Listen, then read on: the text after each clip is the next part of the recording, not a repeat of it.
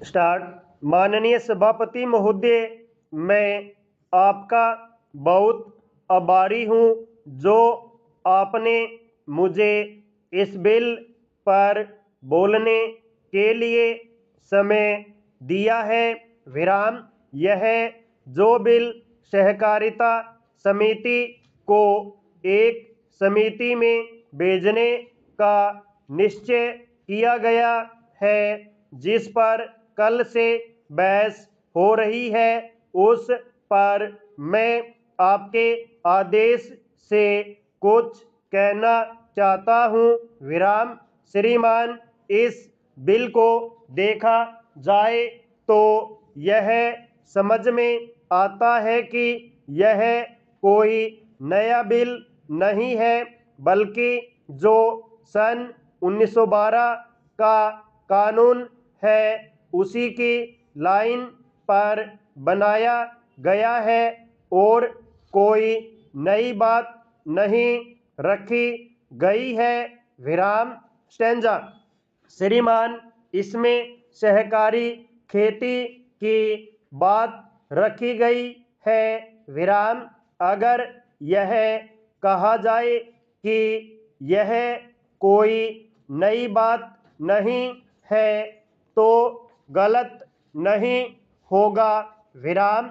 जहाँ तक सहकारी का संबंध है तो उसकी तरफ जनता और विशेषकर किसानों का बिल्कुल कोई झुकाव नहीं है और उनका झुकाव न होने के कारण उन्होंने उसे उस सीमा तक नहीं अपनाया जितनी सरकार को आशा थी।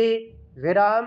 श्रीमान, आपको मालूम है कि नागपुर कांग्रेस में यह प्रस्ताव पास हुआ है कि सहकारी खेती कराई जाए।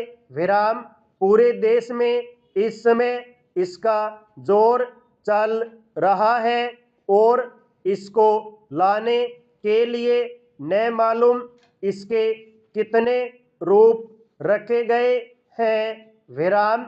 यह कहा गया है कि इसके अंदर कोई जोर नहीं है। विराम। अभी एक माननीय सदस्य कह रहे थे कि राजनीतिक पार्टी के लोग यहाँ पर सहकारिता के संबंध में कुछ कहते हैं और बाहर किसानों से कुछ और ही कहते हैं। विराम। वे किसी से यह भी कहते हैं कि तुम्हारी जमीन छिन जाएगी। विराम।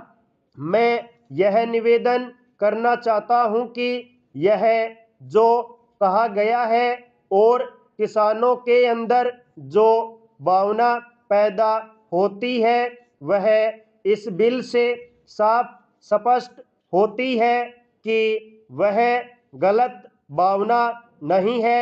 विराम। मैं यह जानता हूं कि जब किसान पार्टी का जोर बढ़ा और किसानों की आवाज़ ऊंची हुई तो सरकार ने और हमारे नेताओं ने यह कहना शुरू कर दिया कि हम सहकारी खेती को किसानों के ऊपर लादना नहीं चाहते।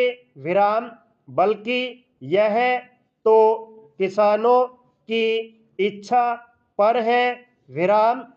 लेकिन इसके साथ ही साथ एक बात मैं पहले भी निवेदन कर चुका हूं और फिर भी निवेदन करना चाहता हूं कि नेताओं का अपना विचार होना चाहिए। विराम। किसी सभा में जब यह कहा गया कि यह जो सहकारी खेती शुरू की गई है यह तो अंत में सामूहिक खेती